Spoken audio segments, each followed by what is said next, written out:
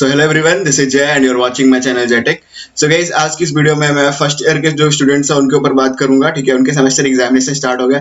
तो गाइस, सबके वही कंप्लेन है कि यार एक ने तो ऑनलाइन पढ़ा के ऑफलाइन एग्जाम ले लिया।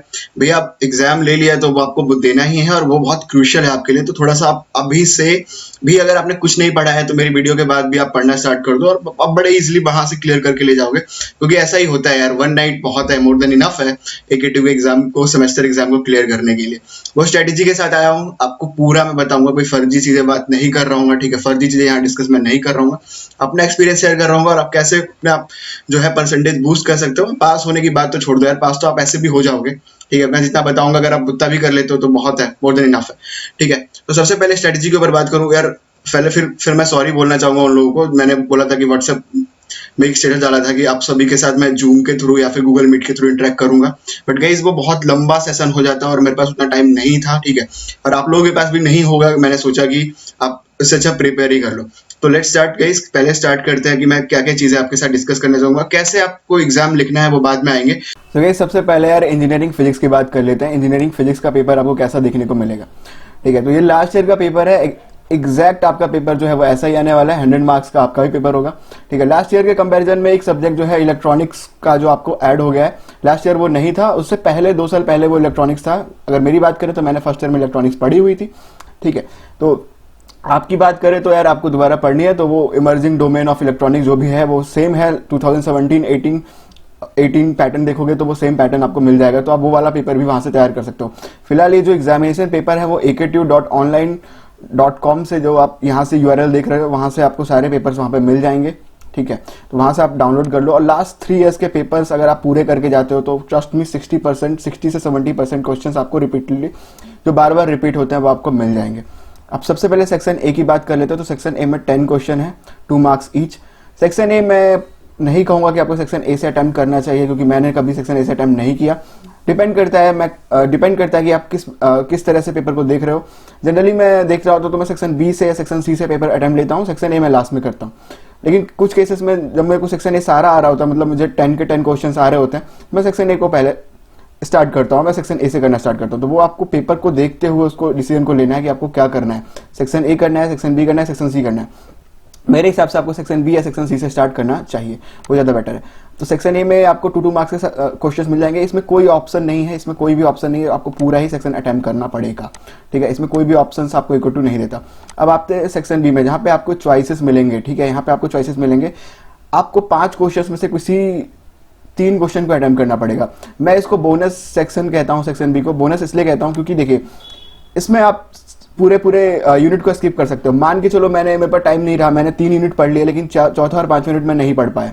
लेट्स से मैंने 3 यूनिट अच्छे से पढ़े लेकिन चौथा और 5वां यूनिट नहीं पढ़ पाया, तो मैं यहाँ पे क्या करूंगा, मैं उसको स्किप कर दूंगा।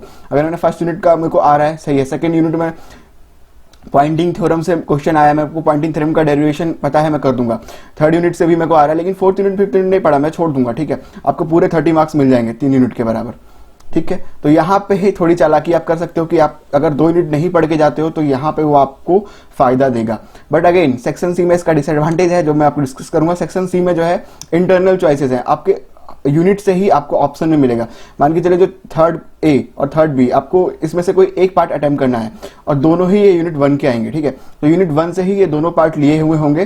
तो ऐसा नहीं कर सकते आप कि आपने यूनिट 1 ना पढ़ा हो और आप इसको अटेम्प्ट कर सकते हो। फिर उसमें कोई ऐसा आप नहीं कर सकते कि आपने यूनिट 1 तो नहीं पढ़ा हो लेकिन यूनिट 2 पढ़ा हो, लेकिन सेकंड से इसमें कोई गुंजाइश नहीं है, आपको वो अटेम्प्ट करना पड़ेगा। तो उस हिसाब में आपको करना ये है कि अगर आपने 3 यूनिट अच्छे से किए हैं तो इसके जो पहले तो आप सेक्शन बी को अटेम्प्ट करो। ठीक है, सेक्शन बी में 3 यूनिट के तीनों क्वेश्चन कर लो। उसके बाद सेक्शन सी पे आओ। सेक्शन सी में आपको करना ये है कि जो आपके पहले 3 यूनिट, जैसे आपने 4th 5th नहीं पढ़ा लेकिन 1st 2nd 3rd पढ़ा, तो फर्स्ट का आपको आ रहा होगा, आप इजिली कर पा रहे होगे। इसके बाद जो सेकंड क्वेश्चन होगा वो इस यूनिट से आ रहा होगा, मैक्सवेल्स इक्वेशंस जैसे ई एंड एच के लिए आया हुआ है। ठीक है, उसी के हिसाब से ये थर्ड वाला क्वेश्चन, तो आप उसी के हिसाब से, जैसे न्यूटन्स रिंग का एक्सपेरिमेंट आया हुआ है, तो आप उसी के हिसाब से इसको जो है वो अटेम्प्ट कर सकते हो। तो ये आपको आई होप कि क्लियर हुआ होगा। तो जो लास्ट में जो आपको 2 क्वेश्चन नहीं आ रहे होंगे, आप उसको लास्ट में अटेम्प्ट कर लेना। ठीक है, आप उसे अटेम्प्ट करके आना, उसको छोड़ के मत आना। छोड़ना ठीक नहीं है, आप उसको अटेम्प्ट करो। एटलीस्ट आपको कुछ पॉइंट्स याद आ रहे हो, उससे रिलेटेड लिख दो। अब यार 10 मार्क्स के क्वेश्चन को एटलीस्ट कितने पेजेस में करना है, ये देखो, ये डिपेंड करता है कि आपको कितना आ रहा है। बट मैं सजेस्ट करूंगा कि एटलीस्ट 3 पेजेस में आप उसको अटेम्प्ट करो, 3 पेजेस से कम में अटेम्प्ट मत करना, ठीक है। अगर वो न्यूमेरिकल है तो उसको कोई बात नहीं, न्यूमेरिकल आप चाहे वो 2 लाइन में कर दो, वो न्यूमेरिकल है। लेकिन अगर वो एक थ्योरी वाला क्वेश्चन है, उसमें न्यूमेरिकल के साथ कुछ और भी चीजें पूछी हुई हैं, एप्लीकेशंस पूछे हुए हैं, एडवांटेज डिसएडवांटेज पूछे हुए हैं, तो एटलीस्ट आपको 3 पेजेस तक उसको लिखना ही है। नहीं लिखोगे तो नंबर थोड़े कम रह जाएंगे। तो ये मैं आपको बता देता हूं, क्योंकि एटलीस्ट थ्योरी वाले पोर्शन में आपको 3 मैक्स टू मैक्स 3 पेजेस तो मिनिमम तो आपको 3 पेजेस लिखने ही पड़ेंगे, क्योंकि 10 मार्क्स का क्वेश्चन रहेगा ये। तो आई होप कि आपके थोड़े डाउट्स इसमें क्लियर हुए होंगे। अब जो सबसे इंपॉर्टेंट वाला जो बात होता है वो इंजीनियरिंग मैथ्स की बात कर लेते हैं।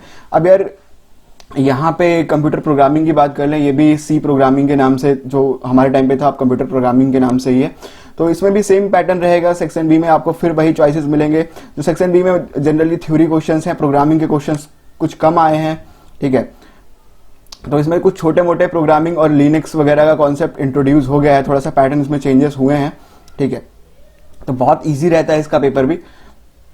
जो प्रॉब्लम मेजॉरिटी ऑफ स्टूडेंट्स को आती है वो इंजीनियरिंग मैथ्स को लेके है, क्योंकि मैथ्स में यार बहुत ज़्यादा टाइम चाहिए तैयारी करने के लिए, है ना, क्योंकि मैथ्स में प्रैक्टिस तो चाहिए ही चाहिए। तो अब मैं बताऊंगा कि यार मैथ्स को कैसे आप बाईपास कर सकते हो। ना बाईपास मतलब कि आप कैसे इसको क्लियर कर सकते हो अगर आपने ज़्यादा प्रैक्टिस नहीं की है तो, ठीक है। तो सबसे पहले वही वाला फंडा आपको करना है कि सेक्शन बी पे भैया फोकस करना है। 5 में से 3 यूनिट अच्छे से करना है। 3 यूनिट कहाँ से करना है? अब आप मैथ्स का जो भी बुक प्रेफर कर रहे हो, आप कहाँ से पढ़ रहे हो मैथ्स को, तो उसके सॉल्व एग्जाम्पल्स और जो भी आपके उसी में से ये उठ के आता है। मेरे को बुक रिमेंबर नहीं हो रहा है यार, मैंने कौन सा बुक पढ़ा था अपने टाइम पे मैथ्स के लिए, जो इंजीनियरिंग मैथ्स 1 के लिए था।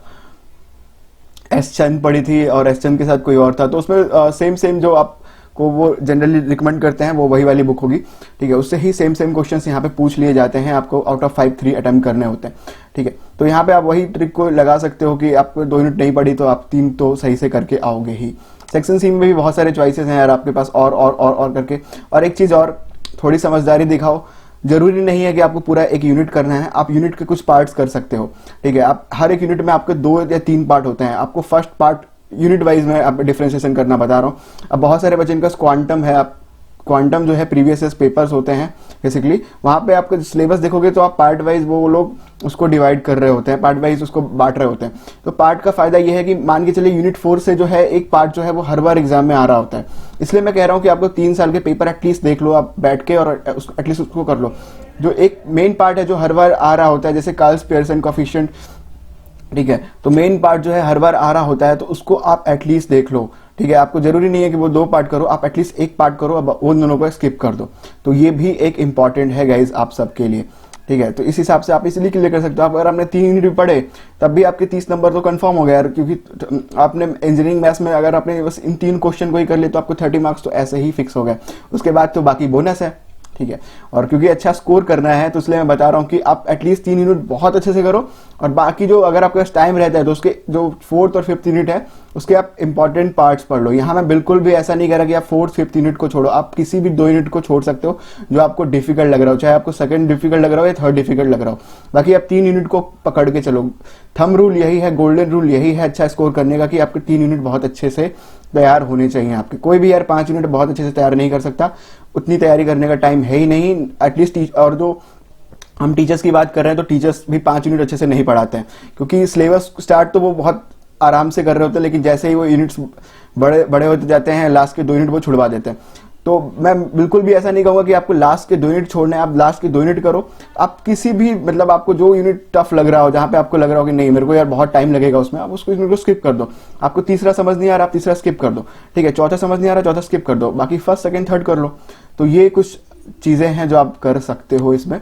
और इंजीनियरिंग मैथ्स को क्लियर करना बहुत जरूरी है भाई, ठीक है। बैग मत लगवा लेना अपनी, बहुत ईजी प्रोसेस है क्लियर करने का। एक रात भी पढ़ोगे क्लियर हो जाएगा, ठीक है। एक रात भी करोगे क्लियर हो जाएगा, तो उसको करो। और बहुत इजी है 80% स्कोर करना, कोई बहुत डिफिकल्ट काम नहीं है AKTU में 80% को स्कोर करना, तो उस चीज़ को। और जनरली मैथ्स में भी यार काफ़ी सारे क्वेश्चन जो हैं वो रिपीटेड आते हैं, कई बार रिपीट हो रहे होते हैं। जैसे ये वाला क्वेश्चन हर बार ही देखने को मिल जाता है इंटीग्रेशन में, ठीक है। और जो जनरली थोड़े सिलेबस में भी चेंजेस आए हैं, तो आप उसी हिसाब से अपना देख लो। जो इंपॉर्टेंट क्वेश्चन है उनको कर लो, 3 यूनिट को कर लो, लास्ट 3 ईयर्स के पेपर्स कर लो, दैट्स इनफ। काफ़ी चीज़ें हैं करने के लिए। अब मैं लिखने की बात करूंगा कि कैसे लिखना है, उस पर बाद में बात करेंगे, अभी थोड़ी देर बाद बात कर रहे होंगे। तो आई होप कि आपको मैथ्स का भी प्रॉपर पता चल गया हो। उसी हिसाब से आपको मैंने 2-3 पेपर आपको दिखा दिए, मैंने वेबसाइट भी बता दिया कहाँ से आप उसको देख सकते हो, ठीक है। ये आपका केमिस्ट्री का पेपर है यार, ऑलमोस्ट 12th का बोर्ड का 50-60% जो है वो केमिस्ट्री वो सिमिलर ही मिल जाती है, ठीक है। तो बहुत ज़्यादा इलेक्ट्रोकेमिस्ट्री वाला पार्ट जो है वो कॉमन रहता है इसमें, तो आपको उसी हिसाब से तैयार करना है। देखो थोड़ा स्मार्ट वर्क करना बहुत इंपॉर्टेंट है, स्मार्ट तरीके से चीज़ों को करो, ठीक है। आप ऐसे नहीं कर सकते, आप पूरा सिलेबस में बहुत ज़्यादा टाइम नहीं दे सकते। ऐसा नहीं कि आप 1 यूनिट को लेकर बैठे हो उसको कर रहे हो, ऐसा कुछ नहीं करना है, ठीक है। बहुत सेलेक्टिव चीज़ें आते हैं, आपको सेलेक्ट करना आना चाहिए कौन सा टॉपिक बार बार आ रहा है। मैं तो कहूँगा कि अगर आपको वो मार्केट से अपने अगर क्वांटम परचेस किया हुआ है, जो लास्ट ईयर के क्वेश्चंस उसमें लिखे होते हैं वो ले आओ, वो स्मार्ट तरीका है यार लास्ट टाइम में पढ़ने के लिए। आप उसके क्वेश्चन देखो, नोट से पढ़ लो, ठीक है। लेकिन लास्ट 3 अगर आपका क्वांटम नहीं भी है तो आप लास्ट 3 ईयर्स के पेपर जो है इस वेबसाइट से, जो कि akativonline.com है, वहाँ से जाकर डाउनलोड कर लो, ठीक है। उसको सॉल्व करो अच्छे से, किसी भी 3 यूनिट को अच्छे से कर लो, दैट्स इनफ, इतनी चीज़ें काफ़ी हैं। दोबारा इस पॉइंट पे आते हैं यार कि आपको एग्ज़ाम में लिखना कैसे है, सबसे इम्पॉर्टेंट वो बात है। देखो आपको कोई भी क्वेश्चन जो है वो छोड़ के नहीं आना है। लिखने का तरीका ये है कि यहाँ पे यार जो आपकी कॉपी है वो स्कैन होती है, तो आपको अच्छे से चीज़ों को ध्यान करना है कि आपको स्कैन बार पे कुछ नहीं लिख देना कि आपकी कॉपी स्कैन ही ना हो, ठीक है। आपको फर्स्ट जो पेज है उसमें आपके रोल नंबर वगैरह अच्छे से फिल करना है। कहीं ऐसा भी कई बार होता है कि यार बच्चे उसको अच्छे से फिल नहीं कर रहे होते हैं एग्जाम प्रेशर में, या फिर कुछ ऐसा कुछ गलत कर देता है, फिर उनका वो जो है सेमेस्टर एग्जाम का जो रिजल्ट है वही रुक जाता है। तो उस चीज़ को ध्यान देना है, ठीक है। जो आपको अच्छे से आ रहा हो वो आपको अच्छे से लिखो। जो भी आपको नॉर्मल लोग बताते हैं यही बताते हैं कि आपको जो फर्स्ट 3 to 4 पेजेस हैं वो आपको अच्छे से लिखना है, ठीक है। मैं भी यही सजेस्ट करूंगा कि आप अच्छे से लिखो उसको, आपको जो अच्छे से आ रहा हो उससे आप अटेम्प्ट करो, आप एटलीस्ट 5 से 6 पेज अच्छे से लिखो। अब सबसे इंपॉर्टेंट और हैरान करने वाली बात ये है कि जब आपकी कॉपी चेक हो रही होती है तो आप थ्योरी लिख रहे होते हैं उसमें उसको कोई बहुत अच्छे से नहीं पढ़ पाएगा, क्योंकि एक तो देखिए जनरली मैं बताऊं आपको एक इंटरेस्टिंग फैक्ट कि जब आपकी कॉपी स्कैन होती है तो आप जब स्कैन मोड में पढ़ रहे होते तो आप इतने ध्यान से नहीं पढ़ रहे होते। तो यहाँ पे प्रेजेंटेशन आपका बहुत इंपॉर्टेंट है कि आप उसको कैसे प्रेजेंट कर पा रहे हो, राइट। अब प्रेजेंटेशन से ये है कि आपने उसकी हेडिंग डाली, सब हेडिंग डाली, और पॉइंट्स में जो है कीज बना के आपने उसको आंसर को लिखा है। ऐसा नहीं कि आप पैराग्राफ में लिख रहे हो, वही पैराग्राफ में लिखोगे कोई नहीं पढ़ेगा पैराग्राफ को, वो ऐसे ही आपको अगर 10 नंबर का क्वेश्चन है तो 4 नंबर पकड़ा के वो आगे निकल जाएगा, ठीक है। उसको आप प्रॉपर की में बांट लो कि ठीक है उसके पॉइंट कुछ ऐसे होने चाहिए, कीज में लिखो, ठीक है, पॉइंट बना के लिखो। तो ये इंपॉर्टेंट है। जैसे कि आप यार आप प्रैक्टिकली एग्जांपल लो, आप पीडीएफ से कुछ मटेरियल पढ़ रहे हो और आपके पास एक हार्ड कॉपी है, आप हार्ड कॉपी से पढ़ रहे हो, तो जब हार्ड कॉपी से पढ़ रहे हो ठीक है आपको ज़्यादा थोड़ा आपको कंटेंट थोड़ा अच्छे से समझ में आता है क्योंकि आप हार्ड कॉपी आपके पास है। बट जब आपका पीडीएफ है तो आप अच्छे से उसको नहीं देखते हो, ठीक है। आप स्क्रीन के सामने बहुत अच्छे से कंसंट्रेशन करोगे भी तो नहीं देखोगे। तो यहाँ पे यही अच्छा तरीका है गेन करने का कि आप उसको अच्छे से बिल्कुल प्रेजेंट करो। ऐसा नहीं कहूँगा कि मैं 10 पेन लेके जाओ उसको बनाते रहो अच्छे से, इतना बिल्कुल भी टाइम नहीं रहता। 3 घंटे का पेपर रहता है और अच्छा खासा पेपर लेंथ का आता है आपको। मैं तो जनरली 2 ही पेन यूज़ करता था अपने टाइम पे, ठीक है, तो ब्लू और ब्लैक यूज़ करता। तो आप भी उसी हिसाब से अपना पेन यूज़ करो, ठीक है, ब्लू और ब्लैक यूज़ कर लो, ठीक है। बॉल पेन्स होने चाहिए, वो आपको पता होना चाहिए। आप जेल पेन से या फिर पेंसिल से डायग्राम्स वहाँ पे मत बना के आना, क्योंकि वो स्कैन होती है, कॉपी पूरी स्कैन होगी, पेंसिल वाला आपका स्कैन नहीं होगा, डायग्राम के नंबर 0 होंगे। सबसे इंपॉर्टेंट पॉइंट, आप जितने भी डायग्राम आपके हैं भैया सब डायग्राम आप प्रैक्टिस कर लेना। जिस यूनिट में डायग्राम्स है, अगर आपको आंसर नहीं आ रहा हो आप डायग्राम को बना के आ जाओ, एटलीस्ट उसके बारे में कुछ बता देना, आपको पूरे नंबर मिलेंगे, इसकी श्योरिटी है, ठीक है। क्योंकि वो डायग्राम देखेंगे या ठीक है फ्लो चार्ट आपको जो भी अच्छे समझ में आ रहा हो ये भी है, तो वो अच्छी चीज़ है। थ्योरी वाले पोर्शन में स्कोर करने का सबसे अच्छा तरीका यही है कि आप डायग्राम फ्लो चार्ट वगैरह अच्छे से बना के आओ, हेडिंग सब हेडिंग, उसके बाद की points, diagram, applications, advantage disadvantage, किसी भी लॉन्ग के आंसर को लिखने का तरीका यही होना चाहिए एटलीस्ट। अगर आप, और दूसरी इंपॉर्टेंट चीज़ ये है कि अभी आप बोर्ड का एग्जाम दे के आए हो, क्लास 12 का एग्जाम दे के आए हो, तो उसमें पैटर्न थोड़ा अलग था। यहाँ पे अगर आपको एक सिंपल क्वेश्चन पूछ ले जाए, पॉइंटिंग थ्योरम, ठीक है, मान के चलो लेट से उन्होंने पूछ दिया फिजिक्स में पॉइंटिंग थ्योरम, इसका कतई मतलब नहीं है कि आप 2 लाइन में पॉइंटिंग थ्योरम का डेफिनेशन एक्सप्लेन करके आ जाओ। एटलीस्ट आपको वो 10 मार्क्स में पूछा गया है, तो अगर उन्होंने बस पॉइंटिंग थ्योरम पूछा है, उन्होंने डेरिवेशन भी नहीं लिखा, तो आप एज्यूम करो कि वो ऐसा चाह रहे हैं आपसे कि आप उसके पॉइंट्स को बताओ, डेरिवेशन को बताओ, इंपॉर्टेंट जो भी चीज़ें हैं उसको बताओ, फॉर्मूले को बताओ, ऊपर से एप्लीकेशन, डिसएडवांटेज, एडवांटेज सब लिखो उसमें। ऐसा वो प्री एज्यूम करके चले, क्योंकि 10 नंबर का क्वेश्चन है, नहीं लिखोगे नंबर आपको नहीं मिलेंगे। अगेन कह रहा हूँ कि लिखना पड़ेगा आपको, और लिखना सबसे इंपॉर्टेंट है। अगर आपको लिखने की आदत है यार, आप पेजेस अच्छा भर लेते हो, 30 पेजेस आपको मिलते हैं, आप 25-26 पेजेस भर लेते हो, 50-55 के नंबर के ऊपर आ जाए, सॉरी अगर 100 के ऊपर गए तो 75-80 स्कोर कर लोगे आप उसमें। समझ रहे हो इस बात को? तो इस चीज़ को फोकस करो, एटलीस्ट लिख के आओ, पूरा पेपर भर के आओ। मैं तो यही कहूँगा भर के आओ, क्योंकि जनरली मैं यही देखता हूँ कि भरने वालों के ज़्यादा नंबर आते हैं, नॉलेज उनको बहुत होती है, नंबर नहीं आते हैं। तो इस चीज़ को बहुत ध्यान रखना आप, ठीक है, इसको लिखते हुए। और कुछ चीज़ें और भी हैं कि यार ज़्यादा उसमें क्रॉस वगैरह नहीं करना है, ठीक है। अगर आपसे कोई गलती हो जाती है तो आप सिंपली उसको क्या करो कि यार उसको छोड़ दो, ठीक है। गलत है वो गलत, सही, कट मत करना उसको, क्योंकि अगर कट करोगे तो अटेंशन जो है एग्जामिनर का उस पर जाएगा फालतू में। उसको आप एज इट इज़ छोड़ दो, गलत है, ठीक है, गलती हो गई आपसे, कोई बात नहीं, उसको गलत छोड़ दो। बट उसको आप ऐसा मत करना कट करके दोबारा करने लगना, ये जो है वो अननेसेसरी जो है एग्जामिनर का वो करेगा। आप एक बात बताओ मुझे कि आपको 100 कॉपी में चेक करने के लिए दूं और आपके पास वो ह्यूमन नेचर होता है, ह्यूमन टेंडेंसी रहती है कि आप बस जल्दी से उसको करके निकलना चाहते हो, तो ऐसा भी है उसमें। तो सबसे इंपॉर्टेंट जो वही बात है कि बात आती है फिर प्रेजेंटेशन की। प्रेजेंटेशन आपका जितना अच्छा रहेगा आपको मार्क्स भी उतने अच्छे ही मिलेंगे। इसका कहते ही ये मतलब नहीं है कि आप बिल्कुल आपको कुछ नहीं आ रहा हो, आप बिल्कुल प्रेजेंट करते रहो। ठीक है, आपको रिलेटिव चीज़ें आ रही हो, आपको कुछ नहीं पता उस क्वेश्चन का, तो आपको एटलीस्ट डायग्राम पता हो, आप उससे रिलेटेड चीज़ें लिख दो वहाँ पे, तब भी आपको अच्छे नंबर मिल जाएंगे। आई होप गाइस कि आपको वीडियो थोड़ी सही लगी हो, आपके थोड़े बहुत पॉइंट्स में कवर कर पा रहा हूँ, ठीक है। जो भी सब्जेक्ट्स हैं यार, सबके साथ यही प्रॉब्लम है, किसी का सिलेबस पूरा कंप्लीट नहीं है और बुरा ही हाल है। लेकिन मैं फिर भी कहूँगा कि आप एक 1 नाइट जो है वो इनफ है, इसलिए डरने वाली तो बात ही नहीं है। पहली बात तो ये हटा दो कि आपकी बैक लगेगी, बैक कभी नहीं लग सकती अगर आपने 3 यूनिट तैयार कर लिए अपने और लास्ट 3 ईयर्स के पेपर देख लिए। मोर देन इनफ है कि आप 30 वाले हर्डल को पार करोगे, 40 और 50 के लाइन में रहोगे।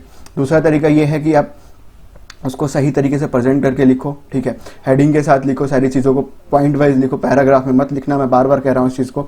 डिफरेंसेस किसी भी क्वेश्चन को लिखने का तरीका है, उसके अगर 2 चीज़ों के बीच में तो उसका डिफरेंसेस, उसका एप्लीकेशन, उसका एडवांटेज डिसएडवांटेज, उससे रिलेटेड जो फॉर्मूला। और आपको अगर कोई सिंपल सा क्वेश्चन पूछ रहा है 10 नंबर में, इसका कतई मतलब नहीं है कि वो 2 लाइन में आप लिख के आ जाओगे उसको।